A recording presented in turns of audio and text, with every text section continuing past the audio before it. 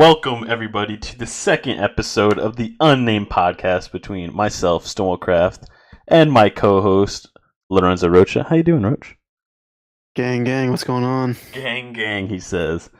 All right, so we got some pretty important housekeeping to do. We are now on YouTube, as we were the first time. We are now on SoundCloud. We are a bunch of SoundCloud rappers over here. And finally, the big one, we are on iTunes. You heard it right, Roach. We're on iTunes. iTunes. Our logo is pretty bad. Keep going. It's not going to help for those Android users out there, but... No, but if you have an Android in 2018, I don't know what to tell you. Honestly. All right, I think that's everything to get out the way. I think it's referring to you. Android in 2018, get out of here. How's your day, Rich? It's been pretty good. How's your computer? Yeah, my laptop's kind of messed up right now. I'm not sure what's going on with that. So he's powering through on his phone. We're making it work with the phone today. I hope he doesn't sound too bad. And I bet some of you are wondering, sitting there, wow, Stonewall sounds 10 times better. He doesn't sound like he's talking out of a trash can. That's right. Got a new mic. It took me forever to set this thing up, by the way. Ask Roach. I thought I was going to kill somebody, but I didn't. So, let's just jump right into the sports, since that's what everyone here is here for. Week 3. How's week 3, buddy? Week 3 in the NFL, man. What a weird Give me a recap. What a weird time to be a fan of the NFL. So, my number one takeaway from week 3 is the Bills. What is up with the Bills just laying the smackdown on the Vikings? No one saw that coming. I don't remember what the line was. I think the line was 17. Yeah, 17-point favorites, and they come out and they destroyed the Vikings, and it was in Minneapolis. I saw the line. I saw 17. I was like, there's not a line that will convince... Like, no line is too high for the Bills right That's now. A lock. That's a lock. I don't know if I told you. I was like, this is a lock. Someone can make a lot of money. And people do these... So it's called a parlay, basically. You put, like, 2 teams together, and everybody was throwing the Vikings in to every single one of these, because, like, this is a lock. Because the Vikings, best defense from last year... And they're playing the Bills, who were the worst team in football 2 weeks in a row. So now it's definitely the Cardinals, right? I'd probably have to say the Cardinals, but honestly, the NFL is so weird. Who knows? The Cardinals could probably... I don't know who they're playing next week. They could probably look like the best team in the NFL the way things are going now. I'll look it up right now. But did you catch any of this Vikings game? I did not. I was too busy watching my Packers get... How'd they do? They played a very bad game in Washington and lost a game they shouldn't have, but that's what happens when you play sloppy.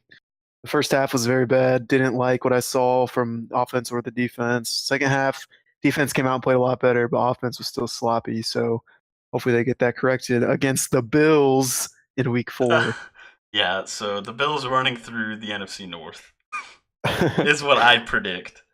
The top 2 teams probably from the NFC North. Top 2 teams? What do you mean? Oh, yeah, the Vikings and the Packers. Yeah, for sure. Yeah, for sure. So for sure. If the Packers lose this game, how surprised would you be on next week? They were talking about the news that Aaron Rodgers has a torn ACL. How shocked would you be? If it came out that he did have a torn ACL? Yeah, and he was out for a while. Well, I don't think he does have a torn ACL because I know Phillip Rivers played with that same injury like back in what was it, 07, but just the way watching him run like that, I don't think if you have a torn ACL you can't run the way he ran against maybe the Redskins. So I don't think that's a worry. But if they do lose this week against the Bills, I think you shut him down for a bit. I think so too. I think they should have shut him down in the Bears game. In the Bears game? In the Bears game. It's the Bears week 1. You get to play him again. You can get that win back. Looking back at it, they won. So it was the right decision. I don't know if I would have played him against the Vikings. Yeah. Out of that. I probably would have given him an extra week off, and then you come back against the Redskins, who didn't look that good week 1, or week 2. I mean, they came back. They played pretty well week 1. Yeah. They looked awful against the Colts week 2. So I They thought didn't that look would too have good been against they played the Bears, right? They didn't look too good, right? They who, the played the Bears. Redskins? No, no, no. No. The Seahawks. The Seahawks I'm talking about. Yeah. The Seahawks play the Bears. The Seahawks are They are a not even shell. close to what they used to be. It's kind of sad. It's like It's seeing Pete Carroll and Russell Wilson, and arguably one of the worst parts of that team, Pete Carroll. yeah, they're not good.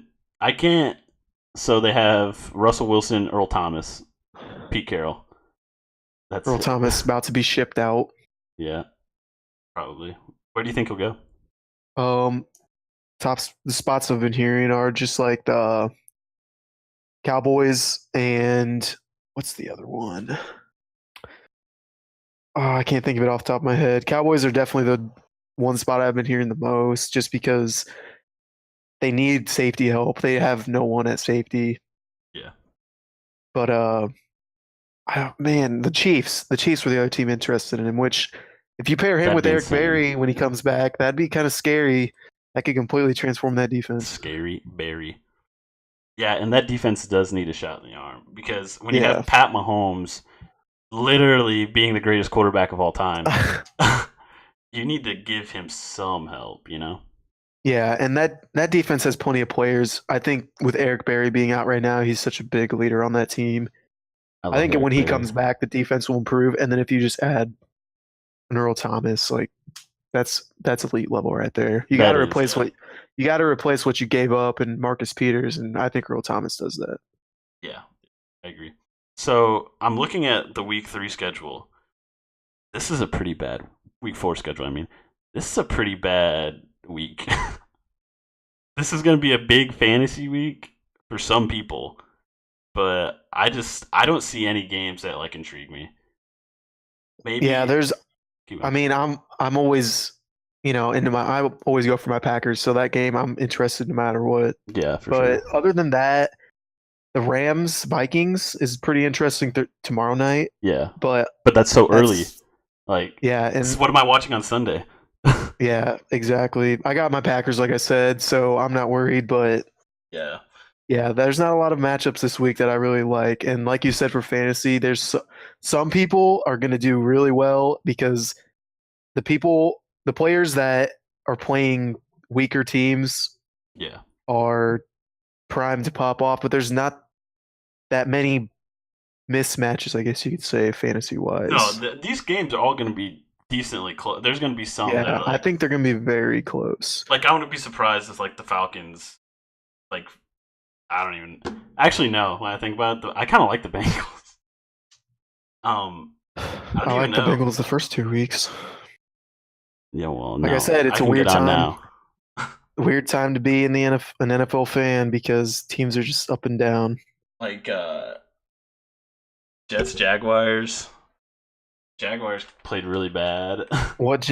Jaguars played bad. Jets played really well week 1. What are you going to get from both teams? You don't know. Yeah, people are saying how Sam Darnold should have been the number 1 pick. He's the best quarterback. The Giants should have taken him instead of Saquon. But then you see what Baker Mayfield did. Yeah, those people are pretty quiet right now. Their first win in almost 2 years. I like that Browns team a lot, actually. I do too. That defense is young. It's loaded with talent. And then offensively, they got talent across the board too. You got Carlos Hyde at running back. Yep. Your receiving core is still pretty stacked even after the departure of Josh Gordon. Yeah. All they're really missing is a quarterback, and I think Baker Mayfield. They just need a quarterback that doesn't turn the ball over. Well, and they had that in Tyrod Taylor, but I think they need more than that. He did turn the ball over. That's the thing. Like, he did turn the ball over. He did. He turned the ball over. I think against the Steelers, he threw a pick. I don't know what his line was in week 2, and then he obviously got hurt week 3, so that's why Baker Mayfield replaced him. but they need someone who can control that offense. Tyrod Taylor didn't take shots downfield, and when he does, it's not pretty. No, he does not have a good long ball.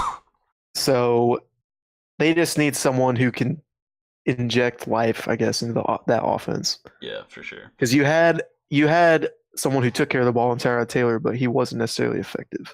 Yeah, he was. That was so weird. It didn't even look like. It didn't even look like I was watching Tyrod Taylor play. Honestly, like it was just. It was weird. But I'm liking this Browns team. I may have a bet that they're not going to win over 6 games with somebody, but I don't want to talk about it right now because I really like the Browns. Another game that is probably I think it's the marquee game of Sunday, which isn't saying a lot. Dolphins Patriots. Dolphins Patriots. When was the last time the Patriots were 2 games down in the NFC East? Or AFC East? I think it was 02. I think is what I read. 02. Yeah, I think that's insane. Sounds right. 02. 16 years was the last time the Patriots were down 2 games, but this is what this team needs. They need to get knocked down and just get up. If they don't beat this Dolphins team, I am going to be in full panic mode. Dolphins 3-0. Not that bad. 3-0. Ryan Tannehill coming off that torn ACL like a champ. He's played really well the first 3 weeks of the season. Yeah, the thing is, I don't think anyone thought this Dolphins team was going to be missing like Jay Cutler or something like that. I know, and they lost Ndamukong Suh on defense, so you expect their defense to get worse, but it's played pretty well. Yeah, They lose Jarvis Landry. Who's he throwing the ball to? Like, I don't even know. I don't know anybody on this Dolphins team. I think what's his name? Kiki Alonso, is he on defense for them? Yeah, he's pretty solid, but he's like nothing special. He's above average. It's just weird NFL season, like we've already established. And this is a weird start to the season. I swear to the Lord in heaven, if Josh Gordon doesn't do something, I'm gonna lose my mind. This receiving core is terrible. No, I'm just saying. Going to be his first game. They need him, is what I'm saying. This receiving core is atrocious. They have 3 wideouts. Did they get Edelman back this week or week 5? Week 5. Week 5. And I hope Edelman can still play when he's not taking steroids. He may be taking steroids. I'm not saying he is. I'm just saying that I saw this dude catch a football with his wrists. Like he could just palm it. Anyway, I'm excited for that game. I'm nervous. This is the first time I've been nervous for a regular season game for the Patriots in a long time. Last week I expected to lose, honestly. Like I was prepared to lose to the Jaguar. Not last week. 2 weeks ago. Week 2 against the Jags. I was expecting to kind of lose that game, but then the bounce back game was going to be the Lions. Matt Patricia's Lions. Because the Lions looked awful against the Jets, and I don't remember who they played week 2, but they didn't look good. So I'm wondering, is Bill Belichick's defensive genius just gone? Because I'm defending the Super Bowl. I've been saying all summer, Matt Patricia's terrible. They get him week 3. This is a dub. This is going to be 45-10. Gronk is going to give me 25 fantasy points. Tom Brady's going to pop off. None of that happened, which concerns me. What do you say about the current state of the Patriots? I don't think you should overreact if you're a Patriots fan, because in the end, they're the Patriots. They've proven for so long that Bill Belichick's just proven for so many years that when things go wrong, he's the GOAT coach. When things go wrong, he will fix them. I don't think there's anything to worry about. A 1-2 start is not the end of the world. It's week 4. It's too early in the season. He'll get it fixed. I'm not worried about that whatsoever. So, also another one of my favorite players in the league. Since we were talking about the Patriots' favorite stuff, Jimmy G goes down. How depressing is this for the league? You hate to see it because 5-0 last year as a starter, 7-0 to start his career. Comes in this season with huge expectations at 49ers team. Yeah. Kind of underperformed the first couple weeks, Oh, and for then sure. week 3 underperformed based on the expectations that were put on him. They were pretty decent. They were pretty good performances, but underperforming according to those expectations. And then he tears his ACL Rip. week 3. You hate to see that, You hate especially to see for it. such a quarterback-driven league.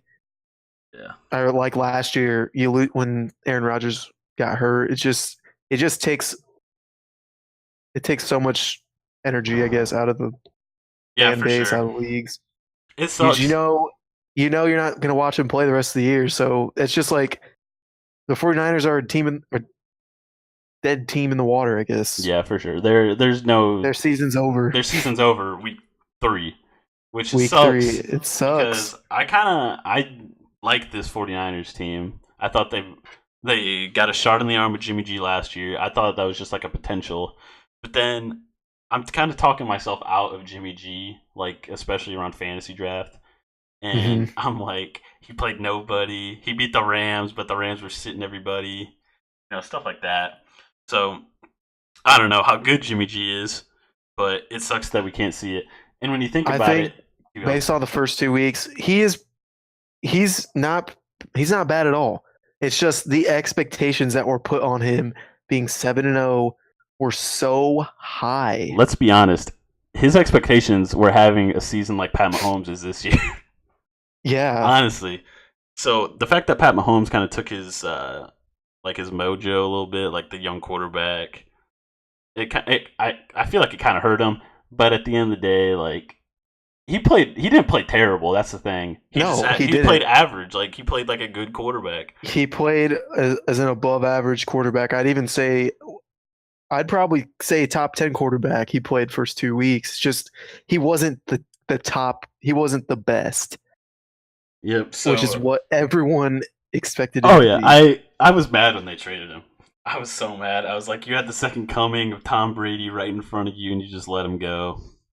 Even though he doesn't really play like Tom Brady, I was so surprised when that happened too. But NFL's a but it's the way weird of the road. league.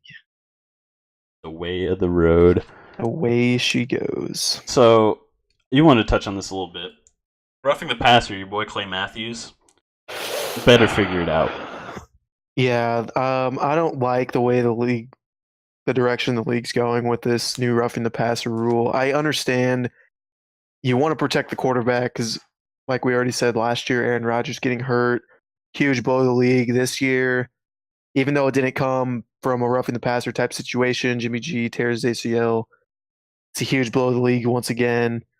But there's got to be a point where It's still it's too football. far. It's too much. Yes, it's still football. Like this past week when Clay Matthews sacked Alex Smith, you can deliberately see him. It's a clean hit, first of all. The hit was not dirty. And he literally tries to get out of the way. You can see him trying to roll off of the quarterback, and he still lands on top of him because that's you got to react so fast, and then like you just can't. Like it's impossible.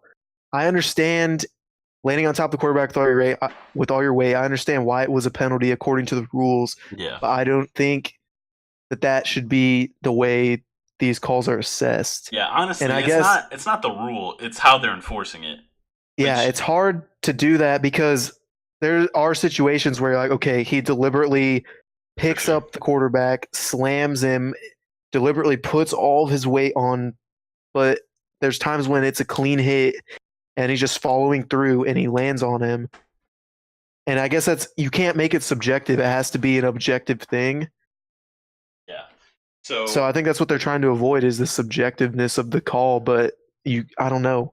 You just can't do that to a team, and it didn't have a huge effect on the outcome of the game. not like week 2. Not like week 2, Packers would have won that game. They would be 2-1 right now if that call was not made. Yeah, it's a rip. And the week 2 call was worse because Oh, you yeah. can clean hit, perfect textbook hit. Kirk Cousins is already kind of off balance, falling after he throws. Clay Matthews took no extra steps. You can see him brace himself with his left arm to avoid putting extra weight on Kirk Cousins, and then he like lands on his lower half, on his kind of like torso leg area, and then they have the audacity to throw a The flag like that. audacity. Listen to him. He's getting I'm fired just up. I just don't like the way the league's going. And then also this past week, the Dolphins defender, I can't think of his name, but he tore his ACL trying not to fall on the quarterback. Did you really?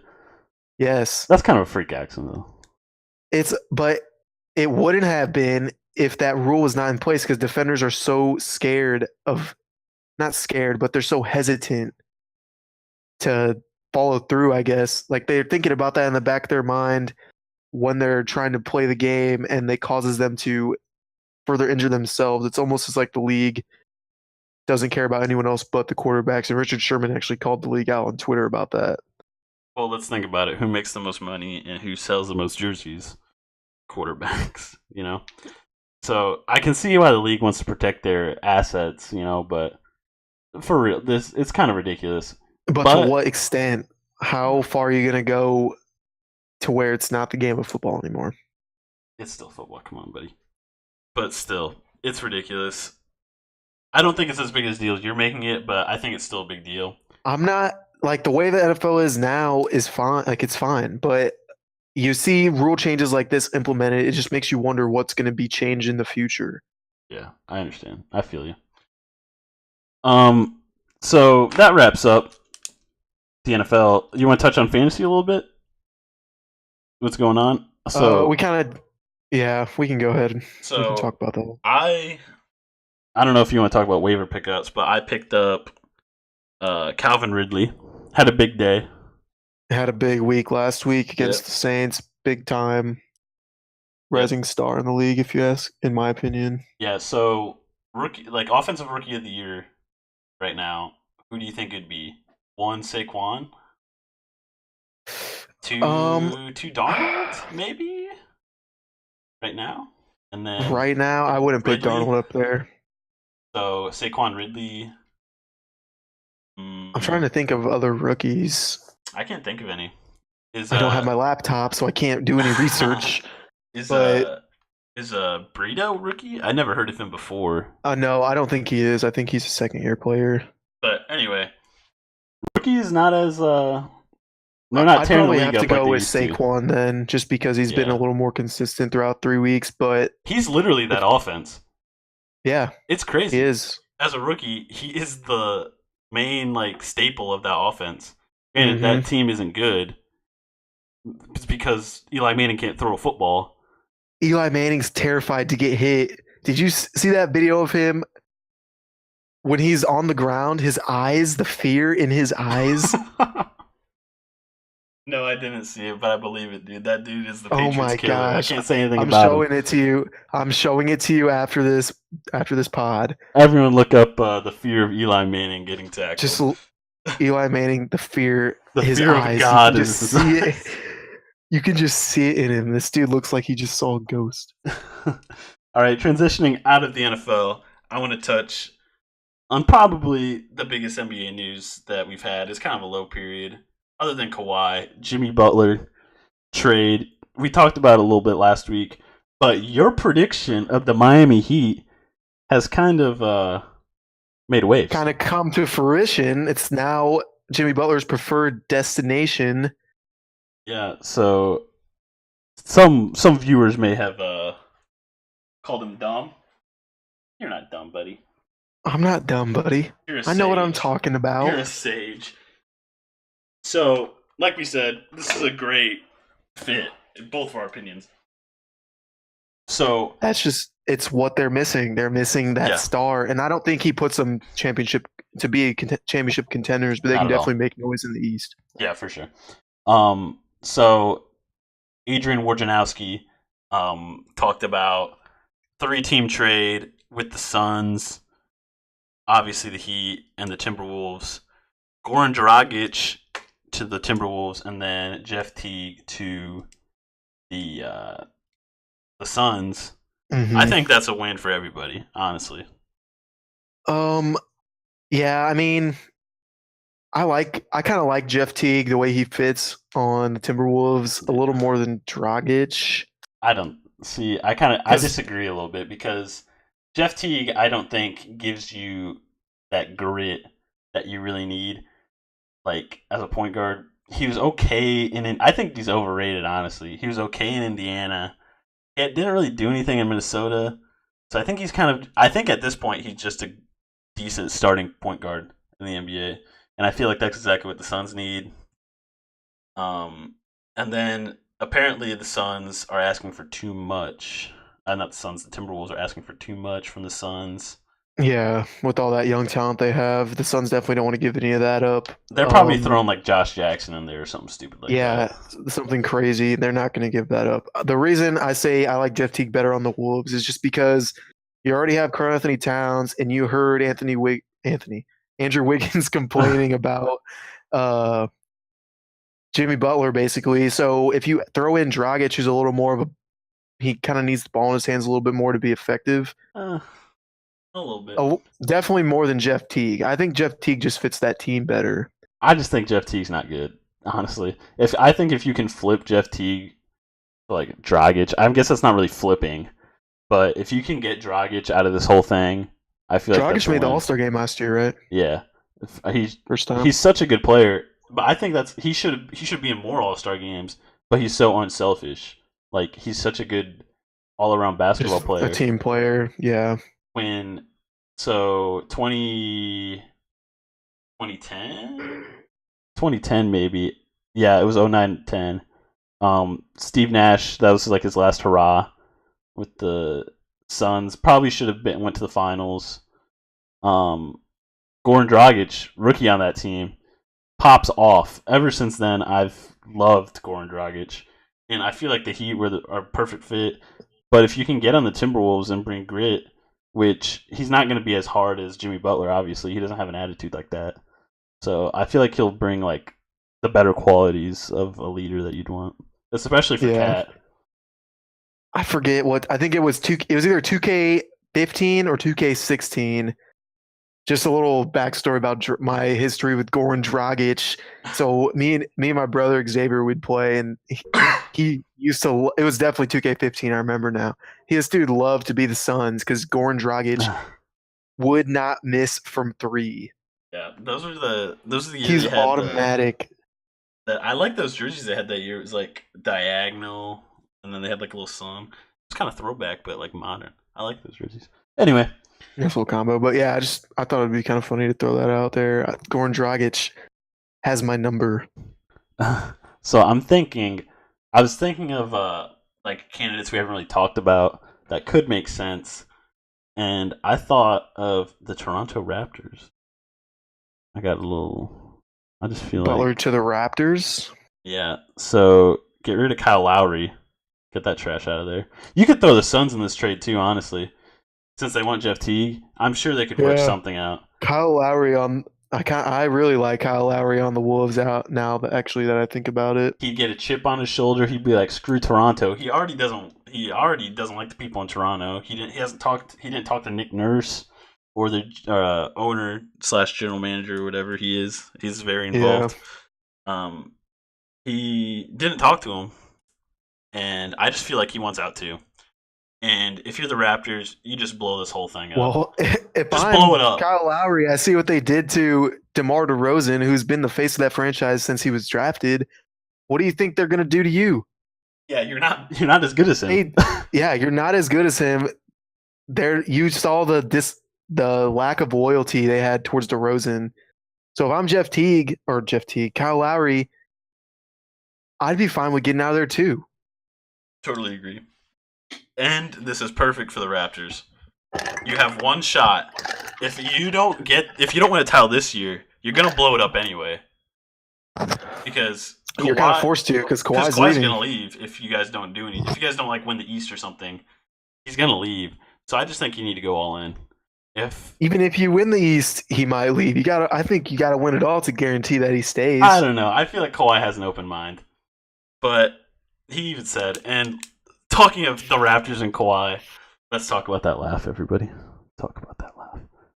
That laugh that If you have swept the not internet. seen, if you have not seen Kevin Hart's reaction to Kawhi's laugh, I highly recommend I watching still haven't seen his reaction, but this is the greatest laugh I've ever heard in my life. it. We need to get I somebody don't to know how make to him laugh describe every it. day. I don't know how to describe it. After he drops like 30, he gets like 3 steals in one night and gets like 12 rebounds. Whoever's doing that interview needs to get a laugh out of him, or I am going to lose my mind, and I feel like I wasted the whole game, even though I got to watch the greatness of Kawhi Leonard. I love Kawhi Leonard, buddy. I don't know if you know this, but I hope he comes back to be as good as he once was. me too. I hope he's the player he's been I really because hope so, dude. that's a big shot. That was a big blow to the league last year when he wasn't playing. Just the negativity surrounding the Spurs. That's not associated with the Spurs. Yeah. Spurs have been viewed as a world class organization, and just to hear the accusations Kawhi was making towards them, It was especially weird. yeah, it was not good. No, I wasn't a fan. But anyway, Kind of a dark cloud over an otherwise yeah, interesting season. I feel like Pop, his like image is kind of hurt by this. I'm sure the casual fan will just put everything on Kawhi, but I feel like around the league, people are like, why were you pushing? And like even like Manu was pushing him, Tony Parker. I just feel like they kind of did him dirty, even though like of course he wasn't playing. But if you really thought he was hurt, like honestly thought he was hurt, like what are you gonna do? You know, Yeah, if he I get if it, he and actually yeah, keep going. I can kind of feel for Tony Parker and Manu Ginobili because now Tony Parker's not on the team anymore. Manu Ginobili retired, so This is the last I run. think they knew the potential that they had with him, and it might have just been frustrating for them to see like him not really wanting to come back and like risk himself. I guess For the team. if Yeah. if he just felt like they couldn't beat the Warriors, like I don't blame him for not coming back. Just get yourself right, but at the same time, like I see the frustration because that's not how it was when during the Tim Duncan era. Like that was Yeah. team first. So they kind of see it as like him kind of bailing on the team. Have you I seen guess. this picture of Tim Duncan like playing, like practicing with all the Spurs guys in like full gear? It's so No, great. As soon as he left the league, it's like his gray just took over. Like his hair's salt and pepper. He has a knee brace. It looks like he can barely walk. I miss Tim Duncan. he could barely walk this last year. I miss Tim Duncan, dude. I probably miss him more than Kobe, honestly. I don't know if that's It was blasphemy. it was actually crazy to see him play. He was starting over LaMarcus Aldridge in his final season. Yeah, but that was like a Because LaMarcus ceremonial Aldridge was start. such a liability, though. LaMarcus Aldridge was. When Tim Duncan was there, he definitely was. Yeah, he was not. He's definitely gotten. He's become so much better. I think he's more acclimated to that system. But whatever that was, his first or second year with the team No was bueno. not that good. No bueno. All right, moving on from Jimmy Butler. I want to get into the over-unders for this year. If you don't know what an over-under is, Vegas puts out these number of wins, and you basically get to bet, are they going to get over that or under that? And I want to cover the East this week. I was thinking maybe later we can do the West. I feel like the West over-unders I feel like are 10 times harder. The West over-unders might take us an entire podcast. Honestly, I feel like we can knock this out in like 30 minutes or something like that. So, or maybe less than that. We're going to start at the bottom. The Atlanta Hawks. Are you ready for the win total? 23.5 games. What say you? 23 and a Over, half under. games. Well, this is where I'd love to have my laptop, but I'd have to say over. I don't think the Hawks are that bad. They have young talent. Who knows what Trae Young's going to become? I'm going to go on the hard under. I think this is a lock, actually. I don't see this team. Under? I don't see this team winning more than 20 games. I don't think they're going to win. I don't think they'll be a 30. You think it'd be like 24, like literally just over? Yeah, just over 23. I don't think this is a good line at all. I actually think it's way too high. I think this team's trash, straight up. Their third best player is Vince Carter. Their best player is probably Josh Collins or John Collins. John Collins, yeah. And their second best player is Trae Young, who we don't even know if he can play in the league. But I mean, I can see Trae Young probably popping off some games. Trae Young might win you 4 games by himself, maybe if he pops off. Yeah. But who knows? I don't know. I see them over 24. That's really low to begin with. I don't see them being that bad of a team, but Yeah, but just the thing is, you got to think about. There's going to be a team that like loses like a lot, like 60 games. So yeah, there's always a team like that I feel every like this year, is I the team. guess. So next up is the Bulls at 27.5. What do you think? I think they'll go over. I think that's a 30-win team. I agree. I think this is a good line. I think 27.5. That'll make me think. Yeah, you But add. Let me see this roster. yeah, it's a weird team. They have Jabari, Dunn, and Levine. And how stupid do the Timberwolves look now that they don't have Dunn and Levine?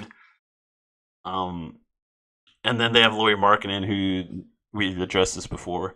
The Timberwolves could have right now, maybe if they Yeah, would have picked them. they could potentially have him. They got Bobby Portis, I love Bobby Portis. Wendell Carter Jr., potential The rookie of the year. There's too much talent on that team. I think I'll go to You think I'll so? tell you my rookie of the year later. It'll come up later. Um, but yeah, I love this Bulls team. I don't love them. It's a weird team. I It's think an interesting team. this team could win 40 games. This team could win 20 games. It's kind of a Yeah, toss up. I think it all depends on how Levine and Parker come back off their respective injuries. I think Parker will. He might take the league by storm. He might have like a 10 game stretch where people are like, wow, Jabari Parker. The Bucks really should have matched that offer, and we'll see. Obviously, Giannis and Jabari probably. I'm sure there's some tension there. That like Giannis isn't like where Jabari is supposed to be, but yeah, I like this team. It's weird. It's fun. My It's a kind of weird team. team. It's gonna be interesting to watch. Yeah, if you have like League Pass or something, I think this is definitely a team you could like throw on it. Watch Yeah, Bulls. definitely. Next up, Knicks at 29.5. I'm gonna have to go under Yeah, I had just that because. sentence you said. I kind of had that same thing. Porzingis out till Just Christmas. yes, that's the only reason why, and I just don't love any player other than Porzingis on that team. I like Kevin Knox. I remember at the draft when they drafted him, I was like, why are they drafting Kevin Knox so high? Right? Like I thought the easy pick was like Michael Porter Jr. waiting for Yeah, him. You already the have a nice booze little they team. the booze they got. Let's just watch. Last time they booed like that was for Porzingis, so we'll see. Yeah, I like Kevin Knox. Other than that, Frank Ntilikina, I think he's nice. Frankie Nicotine, I call him. I He might develop into a good player. No one knows. The best player on this team going into opening day is Trey Burke, and that makes me happy, Rich. I love Trey Burke. Ron Baker. Hopefully he's still alive. I didn't even know he was still alive. Someone check on Ron Baker, please. Tim Hardaway Jr. Okay, Yeah, overpaid. fully He's good. consistent. He's A little overpaid. consistent. Joakim Noah still technically on that team. No way he's on that team. Is he even at training camp? I don't think he's at training camp. He's technically on the roster. I know but he's on no, the roster. Yeah. he's not going to be on that team. What was their line? 29.5. They won 29 games last year, and so missing Porzingis for A little saw longer. half the A year. little longer. They lost him in February last year. So yeah, A little longer than last year. I think, yeah, Vegas kind of put this red on the nose. They're just like, who knows? First year. Let's put it last year. I do love their coach though, Fizdale. Yeah, you're a little higher on Fizdale than I am, but I think he's a good coach. I thought he was done so dirty by the Grizzlies. That was such a weird situation. Fired by the Grizzlies, like, I don't know. He's just so respected by. He was so respected on that team. Yeah, he definitely fit that team. He butted heads with Gasol, but other than that, Mike Conley had nothing but praise for him. I feel like Gasol kind of loved it. Like, I feel like Gasol's somebody that like loves something like that. But Yeah, who knows? New coach. Maybe that propels them to 30 wins. Like without Porzingis. Yeah, I Um, guess we'll have to see. I do, like you said about Kevin Knox, I am kind of high on him. Just the way he performed in the summer league. I know it's summer league, shouldn't look too yeah, far into it, but yeah, for sure. So next team, the Cleveland Cavaliers, 30.5. I'm gonna start this one out. I think this is a lock over. huge lock over, and I'll agree with you there. This team, honestly, they lost LeBron. The So best player ever. yes, huge, huge loss. You cannot Understate this. yes, cannot understate how huge of a loss this is. But think with LeBron gone, it gives other people opportunities Yep. that they didn't previously have. So like Jordan Clarkson, we all know what he's been in his Boo. NBA career, Boo. but he has shown flashes when he's able to have the ball in his hands. Jordan Clarkson lost them game 2 of the NBA Finals. Let's not forget this. He was So minus and then 11. You look, on the they board. add Sam Decker, who I really like. Boo. I just don't think he's really. I don't. Maybe it's just because I'm a Wisconsin guy. I think that's exactly why. But I don't know. I just don't think he's really been given a shot, and I think he'll get a shot on this Cavs team. You ready for a bold prediction? First bold prediction in this unnamed podcast history. Minnesota, Kevin Love's going to come back, buddy. Oh yeah, I think I completely agree with that because he's the He's the number one guy, undeniable number one, by head and shoulders above everybody else. Yes, exactly.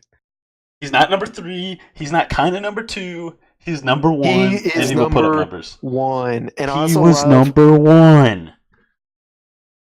I love him. Here's someone that I think the entire league is overlooking. The first Cedi Osman. Yes, dude. He's going to have a good year, too. I think he's going to have a huge year. I told a friend of the pod, Taylor Miller, yesterday, I think. I was like, I am so excited to watch the Cavs play. I don't know why. I just want to see them play. I hope they can't collapse like the first time LeBron left, because this team's so much better. Yeah, so much better all around. You got Colin Sexton. Yep. Exciting. Young bull. Excited to see what he's going to turn into. Hopefully Rodney Hood can... I think Rodney Hood's going to have a decent year. Kind of salvage his career. He'll probably score like 20 points a game. Like what he did with Utah. And I'm also... Here's another thing that I'm excited to see. I'm excited to see Tyronn Lue actually coach. Dude, I think he's a good coach. Some people like during the finals, they're in the spotlight 4 years in a row, making fun of Ty Lue, like saying LeBron's the coach. But this dude is the only coach I've seen other than Spoelstra, like, actually be able to coach this guy. Because he knew how to coach him. And then he ran sets for like Kyle Korver that made sense. And they have Kyle Korver. Who knows how good he's going to be? How old is he? Like 34? I have no idea. But off the top of my head, he's getting up there. But he's still, what is he? Career. He's one of the best shooters. In NBA one of history. the best 3-point shooters in the history of the NBA. So yeah. So this is a lock. If you want to gamble, I'd put some money in this definitely, unless something happens that I don't foresee. I'm not a sage like Kevin Roach. Love getting injured. Say Kevin Love getting injured. Yeah. Which is potential because this bench is terrible. This bench is terrible, by the way. Oh yeah. Don't forget, this is still the LeBron team that everyone was calling the worst of ever. But let's not forget that the LeBron team that he took to the finals, that was 10 times worse than this team. In 07. Yeah. Like he dragged that team to the finals by their toenails. Yeah, like Larry Hughes, Zydrunas Ilgauskas. I like Big Z, but he's not Kevin Love. Is what I'm trying to say. Anyway, next team, the Orlando Magic, 31.5. I might say slightly over. Really? Magic. So it's close. Either slightly over or slightly under. I think that's a really good line. Are you ready for this? I said under lock. Another lock. I think Another this is lock. this team isn't good. They don't have a point guard. You know, like they're posting. Have you seen this meme of like the assist leaders for the Magic? It was like Shelvin Mack, 3.4, and like they were praising them. He's like Shelvin Mack, our assist leader. But yeah, I don't like this team at all. Mo Bamba, this is probably the worst situation Mo Bamba could have been in,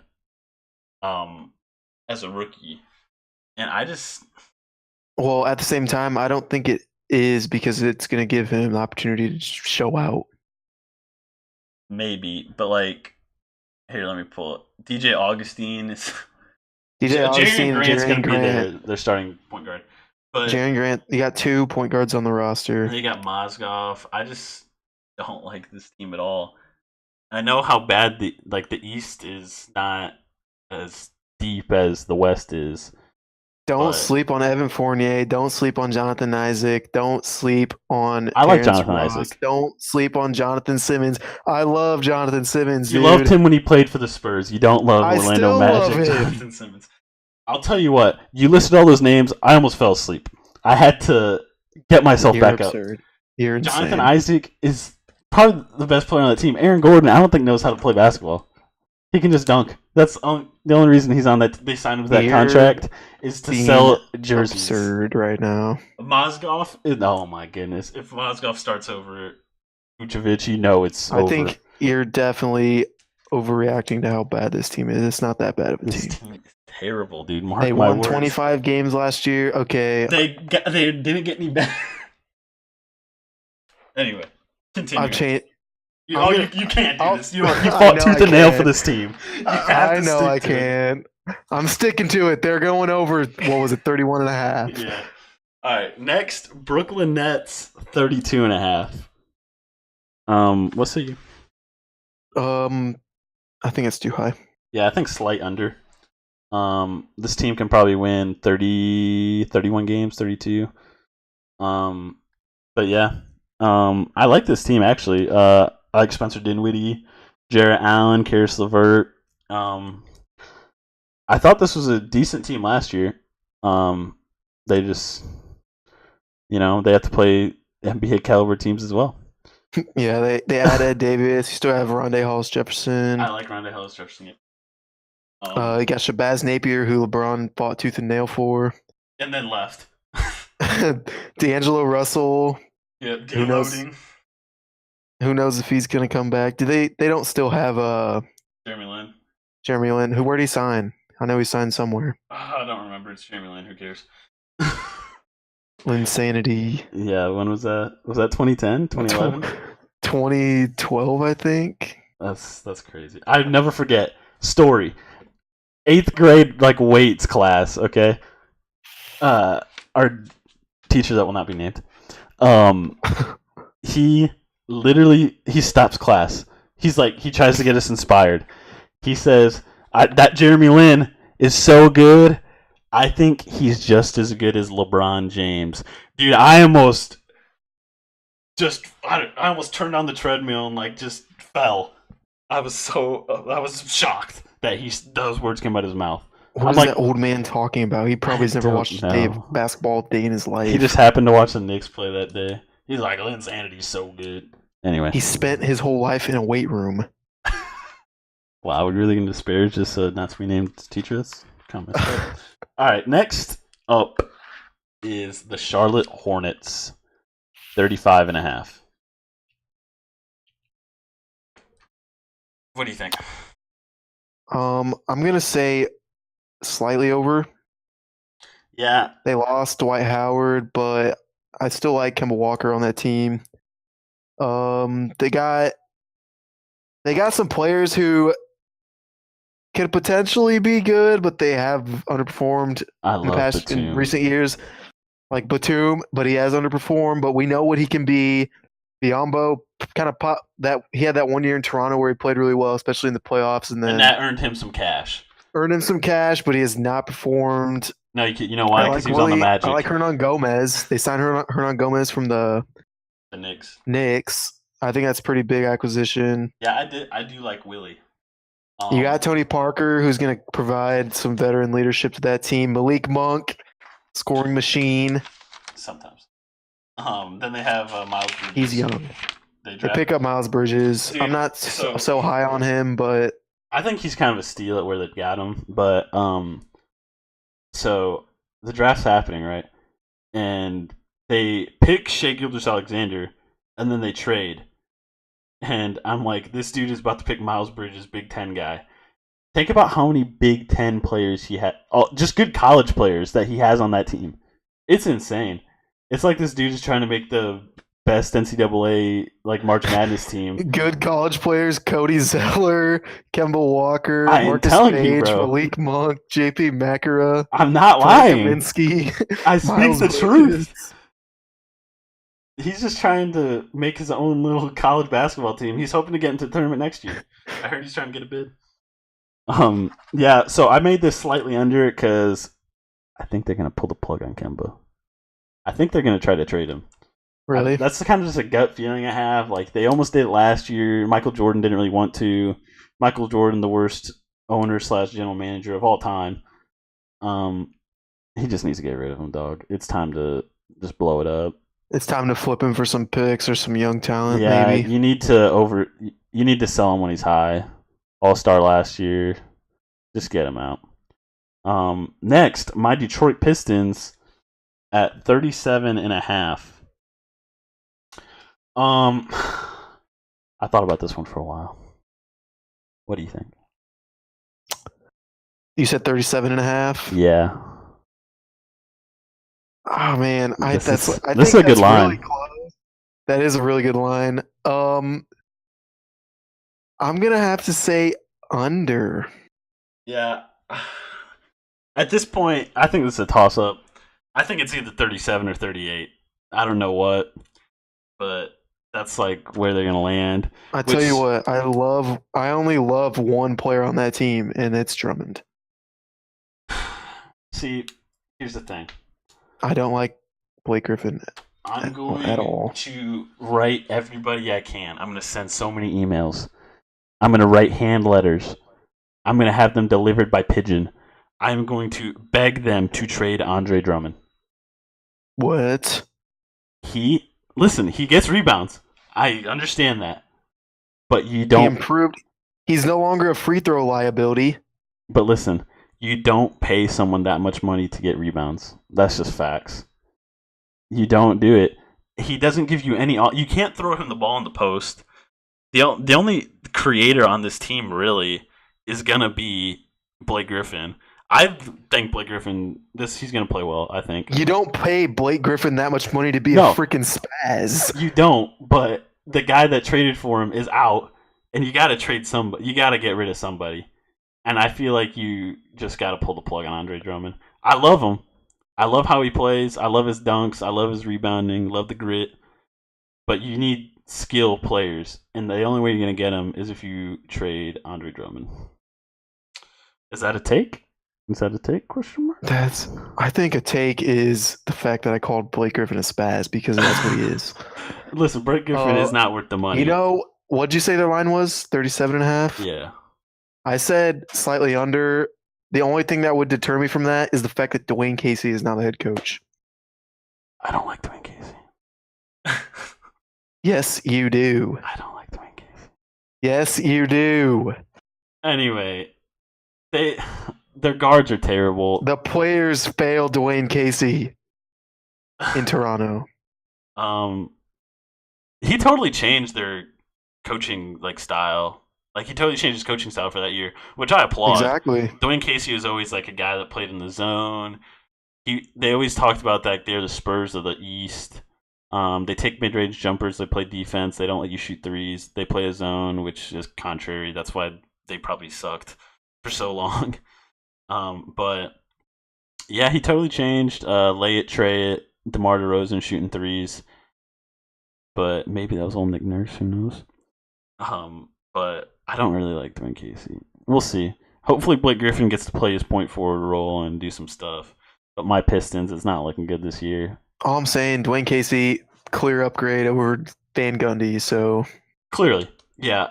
I clearly an upgrade over Van Gundy. I loved So Van Gundy. I always tried to defend him. I said like Orlando was Dwight's fault. He was the coach of I don't know if you know this. He was the coach of Miami in '06. He got fired. That's who Pat Riley replaced. yep, I always I remember you thought telling me I about always thought that. that was like Shaq was being a diva. He didn't like having a hard coach, but he'd be coached by someone like that if his name was Pat Riley, you know. But Oh yeah. I don't know. Tough year to be a Pistons fan. So that would put them in the last spot in the playoffs according to these over unders, the 8 seed. Which I can see happen. I feel like that 8 seed, it's either going to be Cleveland, might be more than an 8 seed. I can see the Pistons somehow squeaking in there, but who knows? Um, Next team is the Miami Heat. 41.5 wins. What do you think? Over. I agree. Even, and this is without This the is Jimmy without Butler Jimmy. acquisition. If they get Jimmy This Butler, without this line's going to change.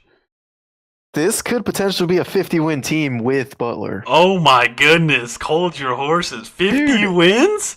44 wins last year. 50.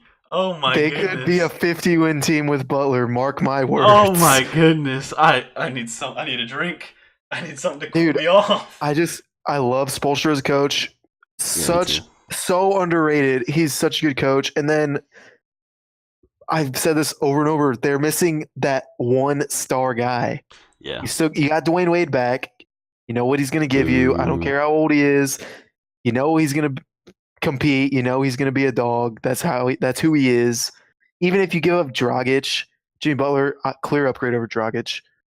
Both offensively, well, maybe not offensively, but defensively for sure. Do you think they tried to trade Hassan Whiteside? It depends on who you try to get for him. I like what Hassan Whiteside could potentially be, but just the way he's played, especially like the controversy with him in the playoffs last year. They couldn't play him in the playoffs. Yeah, you could not play him. It's like they had Enes Kanter like that one year when they couldn't play Enes Kanter at all. The Thunder couldn't. Oh yeah. That I just having flashbacks like oh my. But I like Hassan Whiteside's potential. I But like him, but I just feel like if there's one thing holding that team back, it's him. Exactly. I feel like he puts a ceiling on this team, which is not good. So over 41.5 wins, I think. I'm saying over, even without Jimmy. Yeah, Jimmy, 50-win team. We'll see. Next up, the Washington Wizards at 44.5. What say you? I'd probably say slightly over. Really? I'm gonna go with the under. They add Dwight Howard to that team. Yeah, you add 43 Dwight wins Howard last year, but he's gonna make them collapse. This isn't when Dwight Howard got bought out by Brooklyn. I'm like, oh my gosh, he's gonna go to the Warriors and ruin them.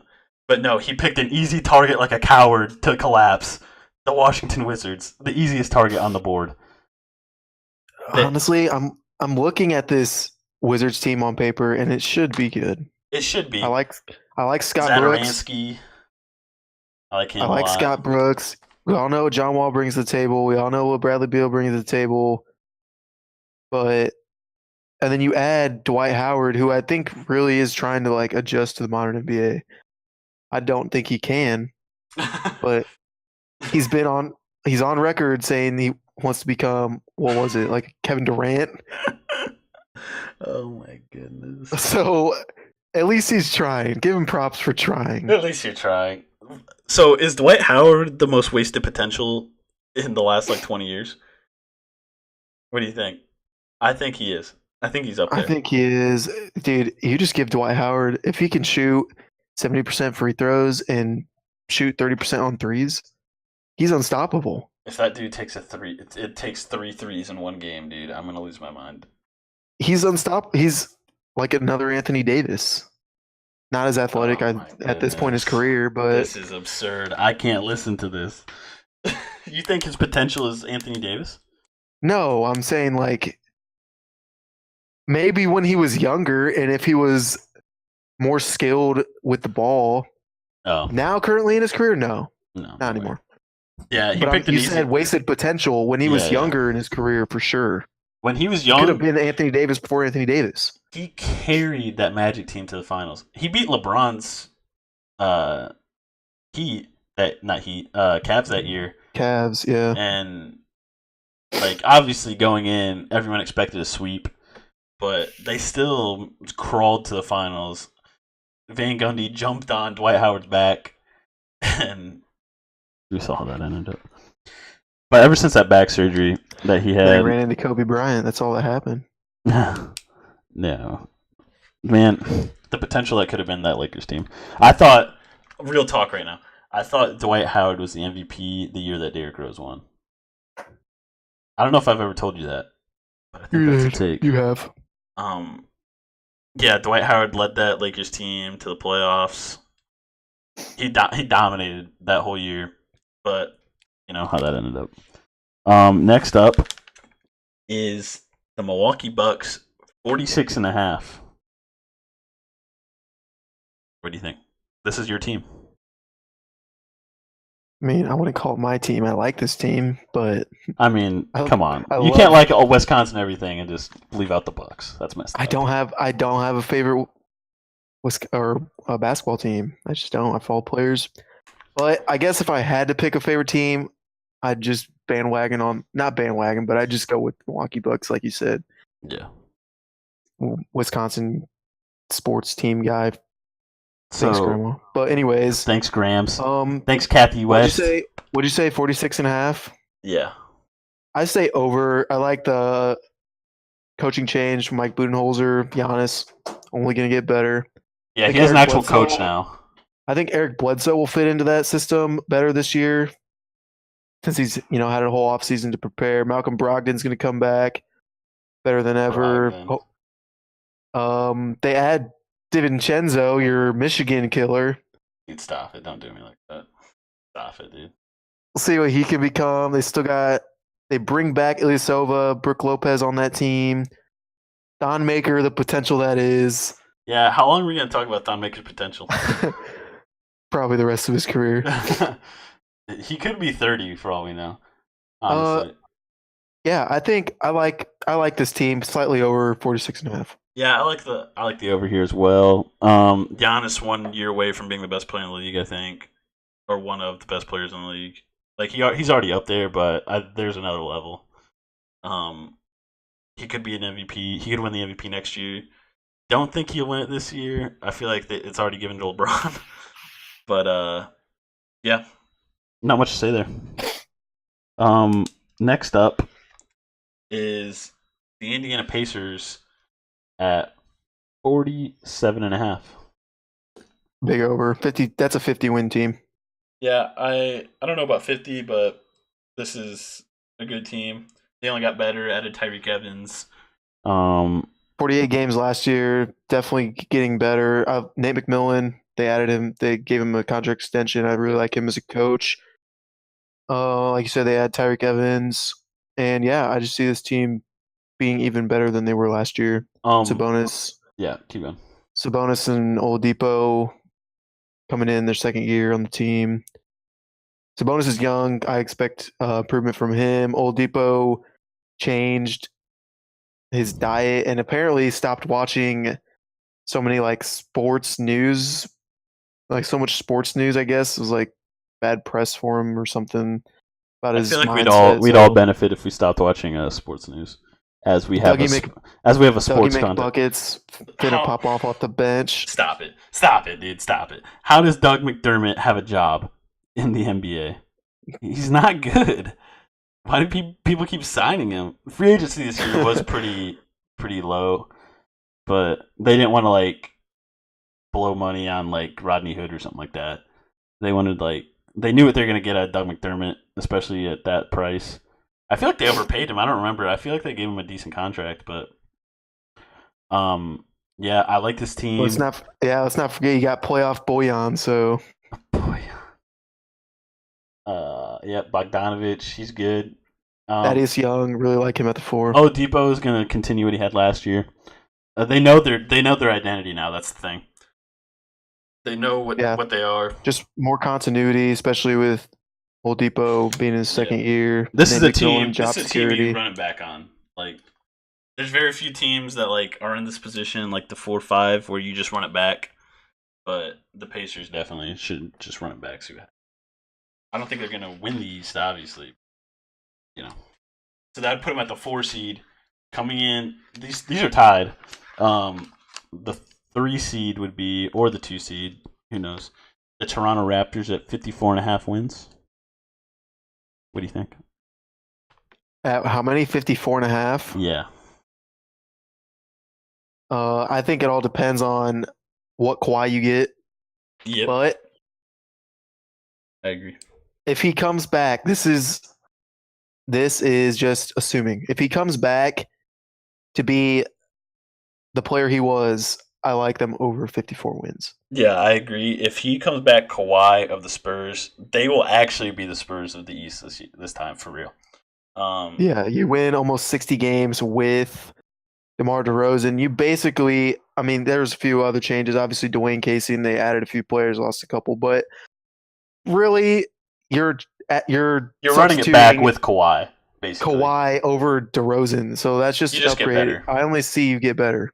So yeah, I they like. lost like Jakob Pertl, which I really like Jakob Pertl, but that was probably that's the only way they could have got Kawhi probably. They pick up Greg Monroe. I like Greg Monroe. Greg Monroe, dude. He's all right. I mean, he's a good backup center. They have Valanciunas. Exactly. I think he replaces Pearl fine. Yeah, I mean it's a kind of a patch up. Like he's not going to be here in 5 years, like Pirtle probably was. But you also, I forgot fix. about this. You had Danny Green, solid defender, 3-point shooter, just spreads the floor. Yeah, Danny Green probably past his prime, but still good 3-and-D player in the league. Still able to contribute. You got Slurge Ibaka, monster. Oh my goodness, Slurge Ibaka in 2018. Unreal. Slurge Ibaka. There's something else I wanted to bring up. I don't remember. Who knows? Maybe we'll come back to me later. So same win total, 54.5 for the Philadelphia 76ers. I think this is an under, actually. 54.5. This is a good team, but they're young. You know, they're still going to go through the regular season. It's going to be close. Obviously, like they're not going to win like 49 games or something. They're going to get over 50. I just don't think they'll get 55. Yeah, I think they'll be similar to last year. They won 52 games. I think they'll be right over 50, but I don't think they'll get hit 55 either. I see this as a slight under. Yeah, I like this team. Who knows how many games Embiid's going to play? They might they're still probably going to give him some sort of like little rest schedule. Yeah, for sure. Yeah, what will we play, like maybe 65 games, 60, something like that, 60, 65 range? Yeah, I'd say more 65 to 70-ish. Yeah, but he's going to rest a little bit, and he's good. Like he's probably the best center in the league right now, right? Do you classify Anthony Davis as center? Kind of. No, I don't know, man. He's if you do, it's he's clearly a modern center. If you do, it's clearly Anthony Davis. Yes, it's clearly Anthony Davis, but guess if you Joel Embiid's more traditional. If you don't, I take Embiid over Karl-Anthony Towns. If Karl-Anthony Towns is like the second best center, then I think Joel Embiid's clearly better than Karl-Anthony Towns. Yeah, exactly. So yeah, slightly under. They have JJ Redick back. They're kind of just running it back. They didn't get anybody really in the offseason of notice. They almost got Bielitsa, but he's like, no, deuces, I'm not gonna come. I really like Bielitsa. The only like notable acquisition I would say is Mike Muscala. Yeah, and then they got Zaire Smith, right? Is that who they got? Yeah. I like. And they lost. Man, he went back to the Spurs. I can't think of his name. Oh yeah, Big Ball Bellinelli. Yeah, they lost Marco Bellinelli, who I actually really liked on that team. But I like Bellinelli. Yeah. Oh, we actually didn't talk. The Bucks actually got Ilyasova, right? They got him back, didn't they? Yeah, they lost Ilyasova, but I don't think that's that big of a loss for him. I don't they and that I just this team is so weird. Like one night Ben Simmons is tearing it up. He's clearly the rookie of the year or sophomore of the year, whatever you want to call it. And then they he scores 1 point in like one of the most important games of his life. You know, just weird. Anyway, I'm continuing gonna on. put I'm What's gonna up, put that more on the genius of Brad Stevens? Brad Stevens Speaking of Brad than Stevens, the number one seed in the East, according to Las Vegas, and according to everybody that knows anything about basketball, the Celtics 57.5. I am gonna. I don't know if you call this blasphemous, but I see the Celtics as a 60-win team. Over. I agree. This is a lock. The last lock of the A night. lock over. I'm gonna say Oh, even a lock. lock to hit 60. Oh my goodness. That's a take. But they're easily the best team in the East. And I don't know if this is a take either. Easily the second best team in the league. 55 games last year without Gordon Hayward the entire year and Kyrie for what? Basically half the year. It was like, yeah, I mean, it was a lot he missed. It was after the All-Star break, so I guess like a more third? maybe. Yeah, a third of the year maybe. But still, they're Jason coming back. Tatum only getting better. Jaylen Brown. Jaylen He can Brown only compliment getting everybody. better. Yep. Terry Rozier probably only going to get better. Marcus Smart still solid. Marcus Smart's the heart of that team. They just Al have Horford, so much. all reliable. Al Horford is. Oh my goodness, I love this team, dude. If they're gonna make it. I think they're gonna make it to the finals easily. Oh yeah, I think with LeBron gone, even if LeBron was still in the East, Yeah, if I he had to feel play this team, this team's probably beating him. I mean, he had like if he was on this Cavs team, like I'm sure they would have got somebody in the offseason. But if they got him back somehow, I still think the Celtics team would handle them. There's so much talent on this team. So it's so deep. It's so deep. So talented, so deep.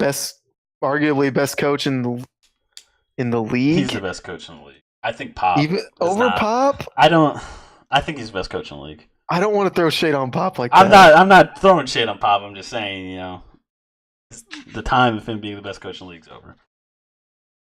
Is that a take? I didn't think that was a take.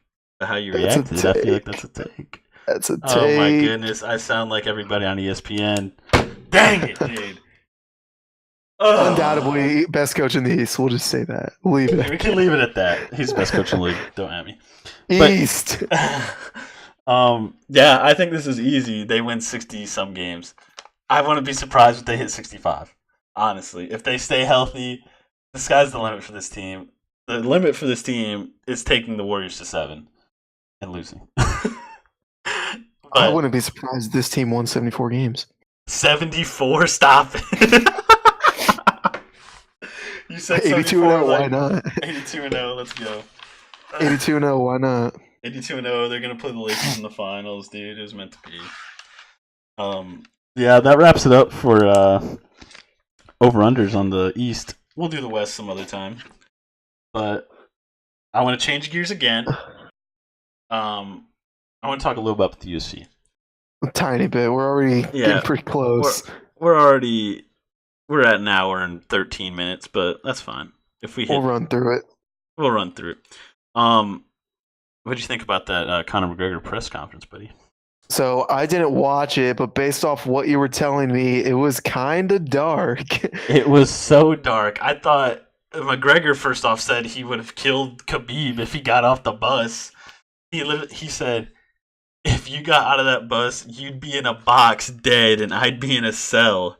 Who says that?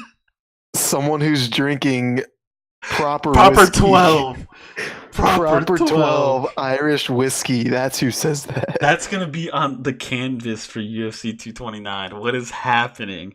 Oh my goodness. I thought that was crazy. I kind of want to touch on that. Conor McGregor looked very upset and very drunk. I've never seen him just be like that mad. I think he's just tired of the talk, man. He's sick. He's sick of it. I've never heard him say this. He's like, I just want to fight. Like, I just want to fight this guy. Like, I've never seen him disinvested. He did like He's been out for 2 years, so he's got to be hungry. Yeah, regardless of who it is. And the fact hungry. that it's Khabib just makes it that much worse. You got to be hungry if you're set for life and you're coming back. If you back get to the stripped of both of your belts. Yeah, for real. That was his fault though. He knew that. I know, but still, it's still gotta suck. Yep. So I want to talk about the November 3rd card again in Madison Square Garden. First, I want to talk about I didn't tell you this, so you might not know. They're looking at Alexander Gustafsson. He almost beat John Jones. He had a good fight against Daniel Cormier versus Yoel Romero at light heavyweight, possibly for the interim light heavyweight title. I know you like Yoel. The only reason I'm interested in that is because I saw Yoel Romero kill Chris Weidman. So who's also on this card, by the way. I'm definitely interested to watch that. I like Romero a lot. Yeah, the Soldier of God. That's such a good fight too, because what a nickname. They both are gonna throw down. Yoel Romero missed weight all the time at 185. Dana White's like, listen, dude, you knock everybody out. You almost beat the 185 champion without being able to get the belt because you missed weight. We're just gonna put you at 205. Like, you don't have to cut as much weight. And that dude looks like a skeleton when he jumps on the scales at 185. So I'm excited to see a healthy, non-drained Yoel Romero. It's like, you know how Daniel Cormier, when he went up to heavyweight, he didn't have to cut weight. So he just had so much power and so much energy. We saw that happen. So how that turned out, Rip Stipe. Yeah, so I hope this pushes people away from cutting weight, because when they cut weight, dude, they just look like a skeleton. You should see pictures of like Conor McGregor when he was at 145. Like, he looks like a skeleton. So transitioning there, one thing that will help is a 165-pound division, because lightweight championship is going to be at 229. The next division's 170, so that leaves people like in that middle ground at a weird place, like they have to cut 155 or like fight against people that are bigger than them. Mm-hmm. So they might introduce a 100. Dustin Poirier and Nate Diaz both tweeted about it. There's no main event for this card yet, and Poirier and Diaz are like, we're right here. Just make us fight for the 165 belt that doesn't exist. What? Have you ever seen Dustin Poirier fight? I don't know if I have not. You've seen Diaz fight, obviously, with McGregor. Yep. But these dudes will throw down. This will be a good fight. Conor McGregor touched on a little bit in the press conference that these are both guys that he beat, kind of fighting basically for the right to face Conor. So if Conor McGregor wins at 229, don't be surprised if he goes for the 165 belt and be the champ. Champ. Champ 3 times. All right, the first champ. Champ. You like that? All right, so that kind of wraps it up. Do you want to give any quick shout outs to anybody? I just want to give a quick shout out to Tiger Woods for finally winning. You took my shout. I'm so mad. Oh my goodness. Finally winning something on the PGA Tour. Oh my goodness. It's been a long time coming. Mad. You took my shout out, bro. That's so messed up. It's been a long time coming. Tiger's back, baby, and I'm so happy. You don't care. Stop it. What do you mean I don't care? This is ridiculous. Anyway, shout out to Tiger Woods for finally bringing it home. If it would have happened at the Masters, it would have been 10 times better, but hey, it happened. Also, it basically did happen at the Masters. He basically won the Masters. I don't even know who won the Masters. I don't remember. But I would have remembered if Tiger Woods won. So shout out Tiger Woods. That seems like everything. What are you watching on? I'll give another quick shout out to my boy Aaron Rodgers for hobbling around on one leg. Yeah, shout out to Aaron Rodgers, torn ACL. Trying to drag that team to greatness. Yep. Shout out to Bill Belichick. Hope you still got it. And that's it for episode 2 of the Stonewall and Lorenzo show, which is called currently. I don't know what it's going to be called next week, but unnamed. Unnamed. Maybe we should call it that. Unnamed. We should probably just call it unnamed. It's untitled. What do you think? We're just spitballing here. Stone and Roach Untitled instead of Skip and Shannon Undisputed. Skip. All right, we're wrapping it up. Thank you for listening. If you made it this far, if you didn't, we get it. It's a long time. Busy lives. Now on iTunes. Tell your friends. I'll probably post on my Instagram. That Instagram is at Stonewall. What's your Instagram, buddy? At LRRocha343. What a dumb name. All right. See you next week. Good job today, Roach. I try.